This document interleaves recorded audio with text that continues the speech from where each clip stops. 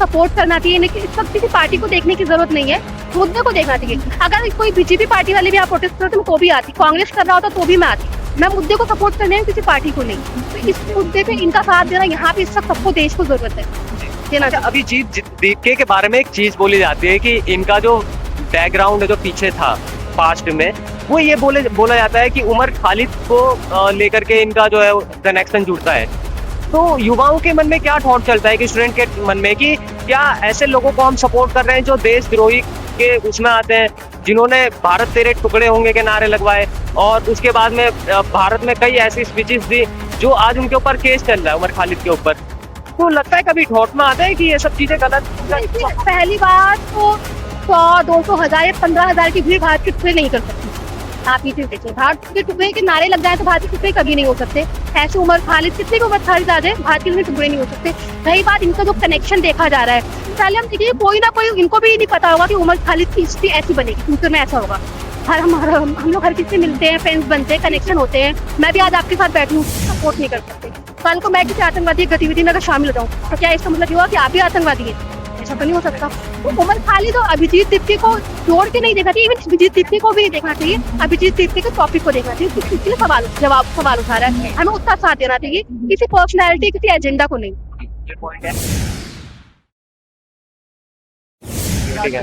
नमस्कार दोस्तों, मेरा नाम नीतीश कुमार है। एक बार फिर से आपका एनके रियल फैक्ट चैनल में स्वागत करते हैं। और अभी मैं जंतर मंतर पे मौजूद हूँ। अभी आपने देखा होगा कोकरोच जनता पार्टी जो है लगातार आंदोलन कर रही है, प्रोटेस्ट कर रही है कि कहीं ना कहीं धर्मेंद्र प्रधान जी जो है अपना इस्तीफा दें। लेकिन धर्मेंद्र प्रधान जी अभी तक उन्होंने जो है अपना इस्तीफा नहीं दिया है और रात के इस समय मेरे ख्याल से 9 बजने जा रहे हैं। और यहाँ पे जो काफी सारी जो भीड़ है वो यहाँ पर आ रखी है, स्टूडेंट भी है कुछ और कुछ यहाँ के जो लोग हैं वो है। तो इन सब जानने ही करेंगे, जानकारी लेंगे कि वो इन सब चीजों को लेकर के, जो नीट का जो एग्जाम लीक हुआ है उन सब चीजों को लेकर के क्या सोचते हैं। तो पहले तो मैम एक बार अपना नाम बता दीजिएगा। पूजा। पूजा। और आपका क्या नाम है? नेहा। और आपका? मुस्कान। चलिए, बहुत बढ़िया। अच्छा मैम, एक बात मेरे को बताएगा, जिस तरीके से अभी ये जो प्रोटेस्ट चल रहा है, क्या लगता है कि धर्मेंद्र प्रधान जी जो है वो इस्तीफा देंगे? मुझे लगता है धर्मेंद्र प्रधान इस्तीफा नहीं देंगे, क्योंकि उन्हें अपनी कुर्सी से बच्चों के भविष्य से ज्यादा प्यार है। क्योंकि जब उनको खुद सोचना चाहिए, अगर वो जॉब को परफॉर्म नहीं कर पा रहे तो इस्तीफा देते। पहले भी सरकारों में ऐसा हुआ है, लोग जैसे कोई ट्रेन क्रैश हो जाती, समथिंग बहुत है, इस्तीफे पहले भी आए, लोग खुद ब खुद इस्तीफा दे देते हैं। तो अब मुझे इस बात समझ में नहीं आई कि उन्होंने अभी तक खुद इस्तीफा क्यों नहीं दिया। उन्हें तो खुद ही इस्तीफा दे देना चाहिए, धरने का तो हमें जरूरत भी नहीं पड़नी चाहिए। उन्हें एक समझदार नागरिक होने के हिसाब से खुद ही इस्तीफा दे देना चाहिए। अच्छा, मेरे को एक चीज और बताइएगा। अभी जिस तरीके से देखा जा रहा है, यहाँ पे जो है 22 मिलियन फॉलोवर्स की बात चल रही है नहीं? अब वो जो 22 मिलियन जो फॉलोवर्स थे उसमें से देखा गया कि यहाँ पे 1000-2000 लोग आए, क्या कारण है? मैं आपको बताती हूँ, मैं खुद दिल्ली में रहती हूँ, मैं कल नहीं आई थी, मैं आज आई थी। जो इनके 22 मिलियन फॉलोवर है वो तो जेन्युइन है, लेकिन आपको खुद एक आम, ये कोई पार्टी से जुड़े हुए लोग नहीं है कि पार्टी के धरना प्रदर्शन में अपने किसी पर्सनल रीजन से आ जाएंगे। वो तो अपने घर में बैठे हुए हैं, कुछ जॉब कर रहे हैं, कुछ पढ़ाई कर रहे हैं। तो दिल्ली के जो लोग हैं जो फ्री है वो तो आ गए, बट वो लोग जो वर्किंग है उनके बहुत मुश्किल होता है, छुट्टी लेंगे तभी आ पाएंगे। तो आप कुछ लोग घर में रहते हैं, कुछ हाउस वर्कर्स है, हाउस वाइफ है, वो लोग घर छोड़ के नहीं आ सकते। बट हाँ, वो फॉलो किया है, वो आईडी तो मैंने भी सब देखी, सब जेन्युइन है, इवन मैं भी फॉलो करती हूँ। मैं खुद कल नहीं आई थी, पर मैं आ जाएंगी, तो मुझे लगा जाना। अच्छा, अभी आप स्टडी में क्या कर रहे हैं? मैं बाय प्रोफेशन तो मैं टीचिंग की प्रिपरेशन कर रही हूँ, बट मेरी दोनों सिस्टर्स नीट की प्रिपरेशन करेंगी, ना नेक्स्ट ईयर पेपर देंगी, और मैं बाय प्रोफेशन टीचिंग एग्जाम की प्रिपरेशन कर रही हूँ। मैम, आप टीचिंग करती हैं तो मतलब कौन कौन से स्टूडेंट्स को पढ़ाती हैं? मैं टीजीटी की टीचर हूँ, 6 to 10 क्लास के बच्चों को सोशल साइंस पढ़ाती हूँ। अच्छा, मैं एक चीज और, अभी देखिए मैं ये सवाल मैंने जानबूझ के आपसे करा, और काफी सारे जो स्टूडेंट है जो अभी आपने बोला 6 to 10 मतलब 30 से लेकर 10वीं तक आप बच्चों को पढ़ाती हैं, तो क्या लगता है कि आज के डेट में जो आपके बच्चे होंगे आने वाले टाइम में, अगर मान लीजिए जैसा आपने बोला कि आपकी सिस्टर है वो अगले साल हो सकता है कि एग्जाम देंगी, तो क्या धक्का लगता है कि ऐसे स्टूडेंट जो अभी पढ़ के आगे जाते हैं और सोचकर हम नीट का एग्जाम देंगे और तमाम चीजों का एग्जाम देंगे, लेकिन वो पेपर लीक हो जाता है, उन बच्चों पे क्या बीतती है? उन बच्चों को देखिए, आप कैसे, मैं आपको बताऊं, पहले तो 2 से 3 साल हम प्रिपरेशन करते हैं। ये कोई 3 घंटे या 2 घंटे की पढ़ाई नहीं होती। 8-8 घंटे अपने फैमिली फंक्शन छोड़ के, पार्टी छोड़ के, सोना छोड़ के, मूवी नेटफ्लिक्स छोड़ के बच्चे पढ़ाई करते हैं। साल 2 साल फिर जिंदगी का देते हैं। उसके बाद जो एग्जाम का जो प्रेशर होता है, इनके जो सेंटर आप देखते कितने ही यूनिक सेंटर्स देते हैं, उन सेंटर्स पे अपेयर होना, ट्रेन से बस से जाते हैं खचाखच भर के, अपेयर होकर एग्जाम देते हैं। 3 घंटे का स्ट्रगल जो मैंने भी देखा है, जब हम एग्जाम में बैठे, कितना स्ट्रेस होता है, टिकटॉक घड़ी जो चल रही होती है, उसके बाद एग्जाम देगा, उससे तो खुद बच्चों को ऐसा लगता है कि बच्चे को पता होता है उससे कैसे एग्जाम है, कि कितना उसने किया है, कितना उसको आता है। उसमें तो कोई बच्चे होप के साथ निकलते कि इस बार हमारा तो हो जाएगा। उस होप के साथ बहुत खुश होते अपने घर पे अपने पेरेंट्स को जाके ये बोलते कि हमारा तो हो गया। उसके बाद सोचिए तो आपको नोटिफिकेशन ऐसी न्यूज आती है कि नीट का एग्जाम लीक होगा, जिसकी वजह से नीट का कैंसिल होगा। आप सोचिए किस तरीके का पहाड़ उस व्यक्ति को टूटता होगा। उसका ऐसा बहुत कुछ पेन होगा ना, वो आप और मैं फील भी नहीं कर सकते उस पेन को। तो आपको मतलब आपको अभी कुछ आपका 10th का रिजल्ट आया होगा, आप उसमें फेल हो जाओ और उसमें आपकी गलती भी ना हो, तो आपको कैसा लगेगा? जबकि आपने बेस्ट परफॉर्म किया हो, बच्चा अपना बेस्ट परफॉर्म करता है, तो उस पेन को तो आप उसको मेजर ही नहीं कर सकते। तो आने वाले 2-3 साल की जो उनकी फ्यूचर जो कालिक बन जाती है, वो तो आप मेजर कर ही नहीं सकते। कितना बड़ा टॉपिक है, कितना बड़ा उनके लिए लॉस होता है, उसको आप उन्हें मेजर नहीं कर सकते। मैं एक चीज और आपसे पूछना चाहूंगा, अभी आपने देखा होगा कि 18 लोग नीट के एग्जाम को जब ये पेपर लीक हुआ था उसके बाद में वो सुसाइड कर लिया, उनकी मृत्यु हो गई। उन परिवार के साथ हम खड़े हैं, लेकिन मैम सबसे बड़ा सवाल ये खड़ा होता है कि उन परिवार के जो घर में जो लोग थे वो इकलौता कमाने वाला, क्योंकि आने वाले फ्यूचर में वो पैसा कमाता, चाहे किसी भी चीज को करके कमाता।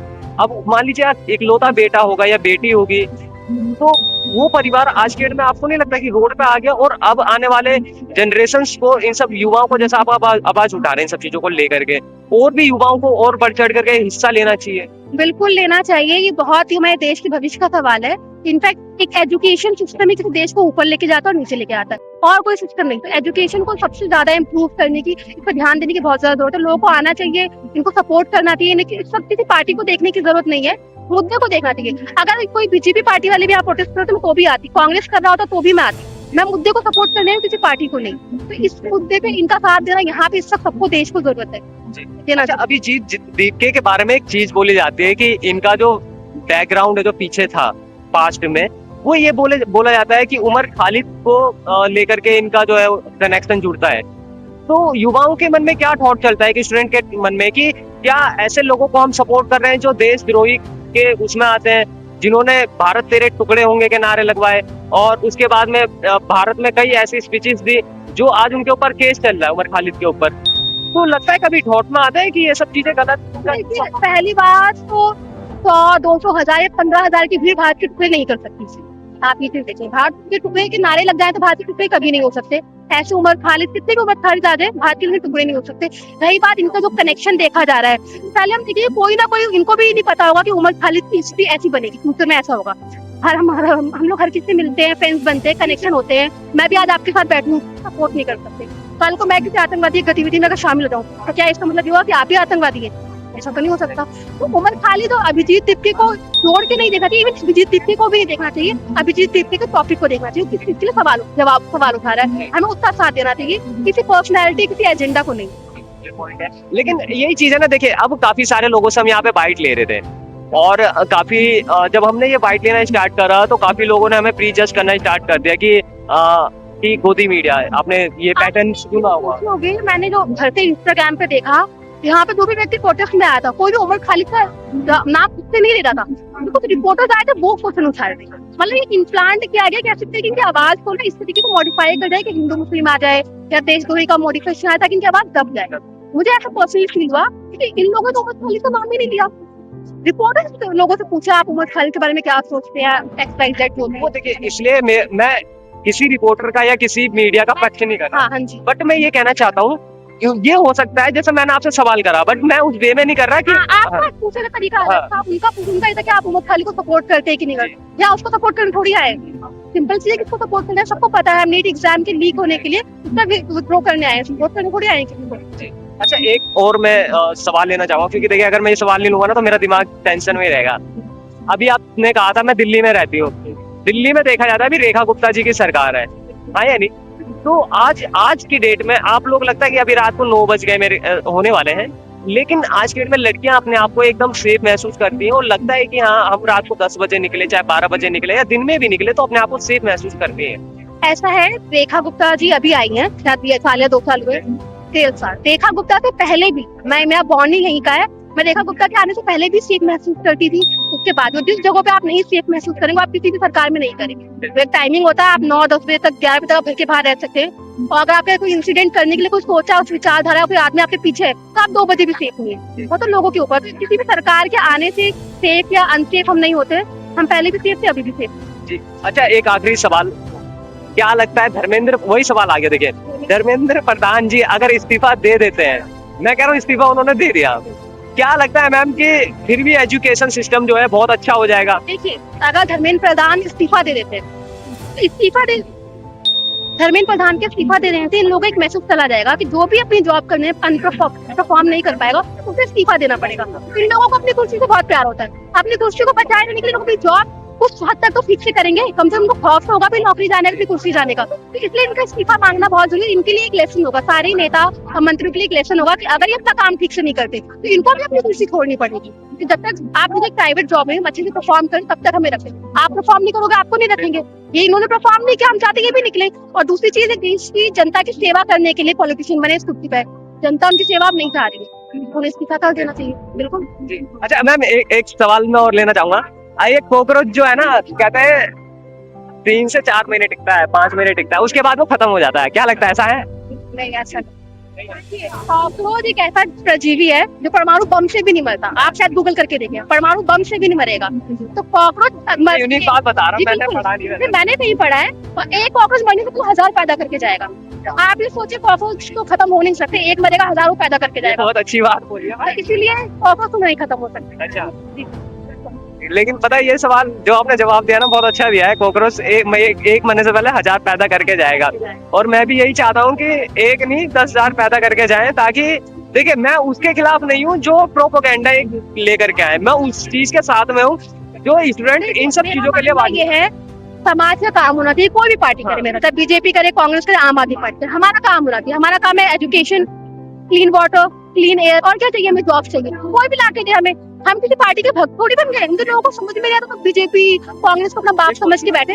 आपको अपना काम कराना है, ये आपके नौकर है। जो नहीं करना उनको निकालो, दूसरी पार्टी लाओ। जो काम नहीं करेगा निकालो, सिंपल सी बात है। उन्हें आपकी भक्ति करनी चाहिए, हमें उनकी भक्ति नहीं करनी।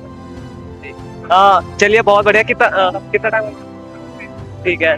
बाकी देखिए मैंने इनसे जो है काफी सारे सवाल करे इन सब चीजों को लेकर के, और सबसे मेन बात पता है क्या है कि ये सवाल करने का मोटिव यही था मेरा कि लोगों के अंदर अपार दशा है और लोग समझे उन सब मेंटेलिटी को, जो एक प्रोपोगेंडा अगर यहाँ पे कुछ लोग के द्वारा ऐसा फैलाया जाता है तो वो चीज गलत है। अगर आप जेन्युइन स्टूडेंट से बात करेंगे, जो रियल में स्टूडेंट है, वो आपको जो है पढ़ाई की जो गहराई है और जो पेपर जो लीक होता है, उन सब चीजों का जो दर्द है वो आपको देखने को मिलेगा। मैं किसी के पक्ष और विरोध में नहीं हूँ। आप क्या सोचते हैं कमेंट में बताइएगा और अपनी राय जरूर रखिएगा। जय हिंद, भारत माता की जय।